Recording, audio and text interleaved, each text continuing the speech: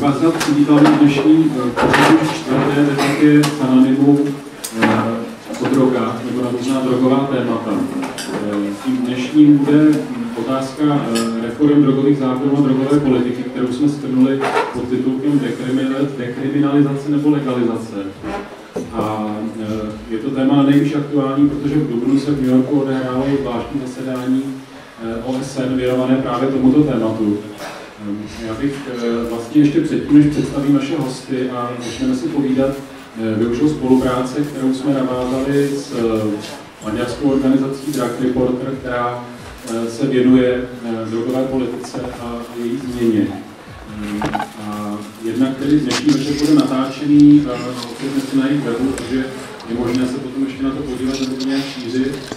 Potom kolem sebe vidíte výsledek takové umělecké soutěže na několik plakátů vítězných na téma války proti drogám a jejich efektů. A ta asi nejdůležitější věc pro dnešní večer je, že na začátku jako takové informační navnadění jsme pustili zhruba 10minutový film, který reportéři Drug Reportu natočili právě v New Yorku, o kterém si mimo jiné dneska chceme povídat.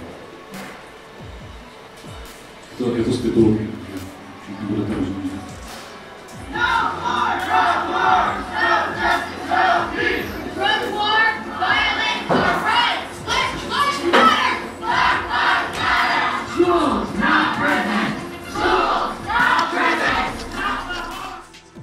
To byla krátká výprava do New Yorku na zvláštní zasedání OSN. Když bych rád pozval sem naše hosty, když už se nic nepromítá, tak tady můžeme sedět všichni. A rád bych je také představil. Takže do dnešní debaty přijali pozvání paní Martina Richtrová-Těmínová, ředitelka organizace Sanonym. Jindřich Vobořil, národní protidrogový koordinátor. Jan Vobořil, správní poradny Asociace nestátních organizací.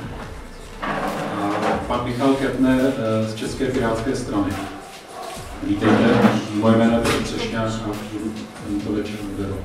Diskuze už začala ta jako blízká diskuze už začala před 2 lety, předtím už byly nějaké náznaky. A samozřejmě ten jako svět se rozdělil na 2 polovičky v tomhletom smyslu, na tu prorepresivní a na tu, která hledá nějaký jiný směry, nerepresivní.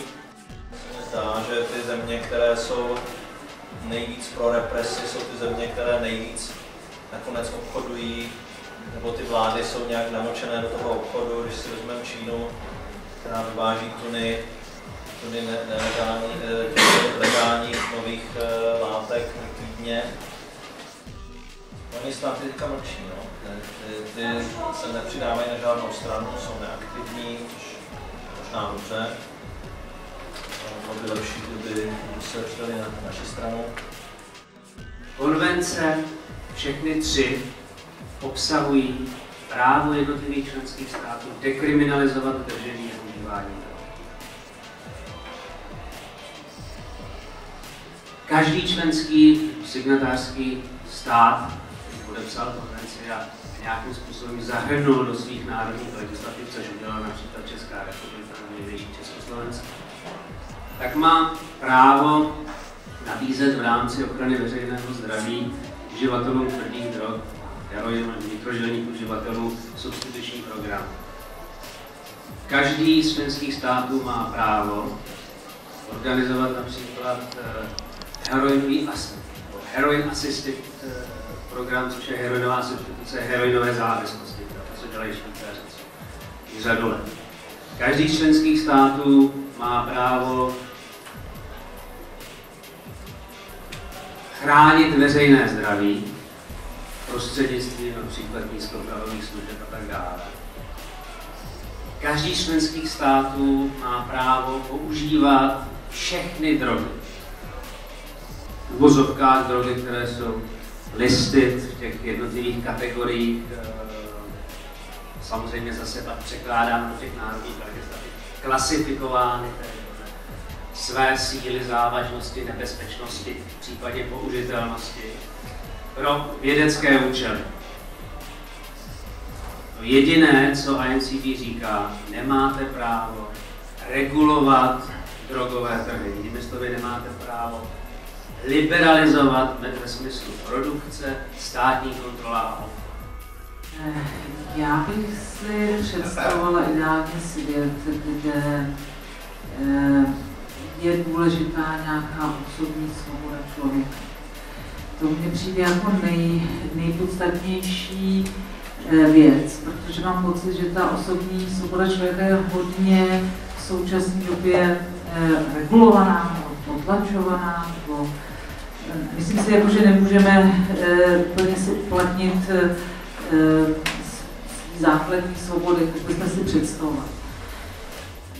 Za podmínky, jak jsem řekla, na té druhé straně, že bude dostatečná síť edukace, výchovy, bude posílená pozice rodiny třeba a odpovědnosti za děti a těm, kterým to prostě nejde, tak že jsme schopni nějakým způsobem provázet, podpořit.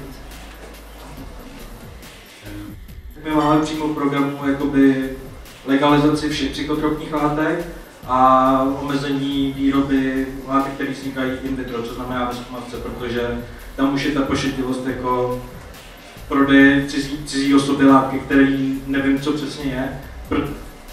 Tak to bychom rádi omezili, ale třeba pěstování rostlin obsahující psychotropní látky máme pro osobní účely programu plně legalizováno. Jasné, že když se podíváme na naši nejtěžší klientelu, tak naši klienti neužívají stazíru, užívají to jako sebemedikaci a nějakou sebemedikaci prostě užívat budou třeba, protože zažili nějaký hrůzy, traumata a ta návyková látka jim prostě pomáhá. Takže určitě bych to nenechala být. A když se podíváme, jako mě na tom přijde nejzajímavější taková ta naše hodnotová slepota. Myslím si, že ta naše vnitřní válka proti drogám vede k tomu, že označujeme ty špatné, to jsou ty uživatelé. Roční obraty, wholesaleové obraty drog nebo drogových mafií představují částku 330 miliard amerických dolarů. Srovnání, který se řekli, že z pohledu toxických psychóz nejbezpečnější drogou je heroin, tou nejrizikovější jsou amfetaminy nebo amfetaminové typy drog a hned za nimi jsou právě ty konopné látky. To, co nejvíc můžeme opravdu dělat a na čem může být ta politika postavená, aby byla užitečná, efektivní, tak vlastně je všechno zaměřeno na redukci špatných rizik. Myslím, že prostě to je taková česká nápora, čekat, že to někdo udělá. Někdo to přece už měl nějaký stát, nějací politici. Ne, prostě politici budou dělat to, na co bude společenská ptát. Je to taky na třeba mladé generaci, je to na všech těch lidí, kteří to mají nějakou informaci, nebo to něco udělat. Jinak se to nestane. Těch lidí, kteří mají tu informaci, není moc.